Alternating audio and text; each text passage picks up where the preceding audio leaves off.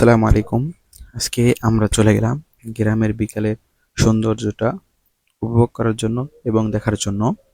চারিদিকটা অনেক সুন্দর, পাখির ডাক আছে, কুয়াশা ভেজা বিকেল। বগি দিয়ে ইছামতি নদী থেকে মাটি খনন করেছিল, সেই মাটিগুলো এখন এখান থেকে নিয়ে যাচ্ছে। এই মাটি কাটাটা দেখার জন্য আমরা চলে আসলাম। এখানে ইছামতি নদীর পাশে সুন্দরভাবে কলা গাছ এবং ফুলকপি লাগিয়েছে।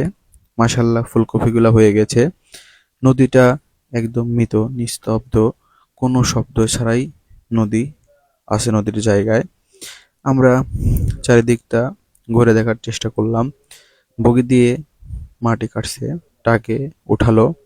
ওঠানোর পরে ট্রাক আলা মামা মাটি যে স্থানে ফেলানোর জন্য বলেছে কন্ট্রাক্টররা, সেই স্থানে মাটিগুলো নিয়ে যাবে। এটা আমরা অনেকদিন দেখি না, এই জন্য আমরা এটা দেখার জন্য চলে আসলাম। এবং আমরা দেখে আমাদের বিকালটা অনেক সুন্দরই কাটলো। আমাদের এলাকায় যে এরকম বগি দিয়ে নিয়ে যাচ্ছে, বগি এলা মামাকে বললাম, মামা লাইট দেন।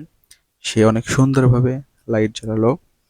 আমাদের বিকালটা এভাবেই কেটে গেল। গ্রামে থাকলে অনেকভাবে বিকালটা কাটানো যায়।